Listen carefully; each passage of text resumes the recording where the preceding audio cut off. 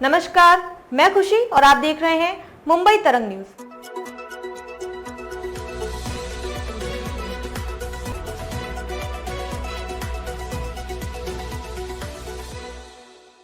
बिखर गया एमवीए।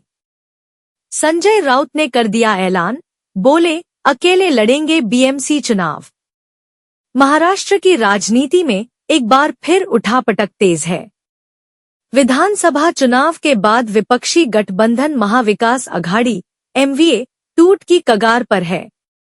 इस बीच शिवसेना यूबीटी नेता संजय राउत ने एक बड़ी घोषणा की है, जिससे गठबंधन में दरार की बात खुलकर सामने आ गई है। अकेले बीएमसी चुनाव लड़ेगी शिवसेना यूबीटी। दरअसल राउत ने कहा कि उनकी पार्टी आगामी स्थानीय निकाय चुनाव बीएमसी अकेले लड़ेगी। राज्यसभा सांसद ने कहा कि इंडी गठबंधन और महाविकास अघाड़ी गठबंधन लोकसभा और विधानसभा चुनावों के लिए है। गठबंधन में कार्यकर्ताओं को अवसर नहीं मिलते। राउत ने कहा कि गठबंधन में अलग अलग पार्टियों के कार्यकर्ताओं को अवसर नहीं मिलते हैं और यह संगठनात्मक विकास में बाधा डालता है। हम अपनी ताकत के दम पर मुंबई, ठाणे, नागपुर और अन्य नगर निगमों, जिला परिषदों और पंचायतों के चुनाव लड़ेंगे।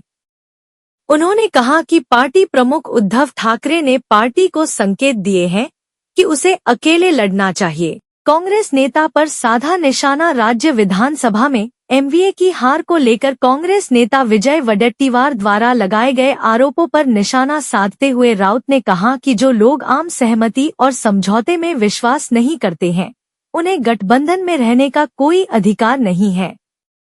राउत ने आगे दावा किया कि लोकसभा चुनाव के बाद इंडी गठबंधन ने एक भी बैठक नहीं की।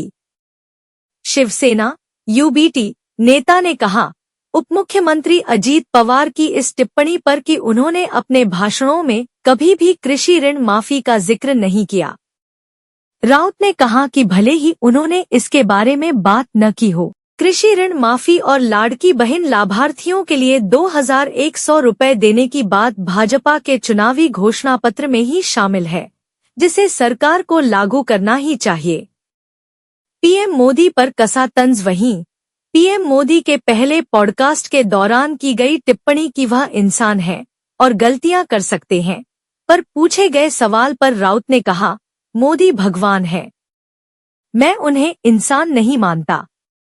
अगर कोई उन्हें भगवान का अवतार घोषित करता है तो वह इंसान कैसे हो सकते हैं? वह विष्णु के 13वें अवतार हैं, ऐसा कहा गया है।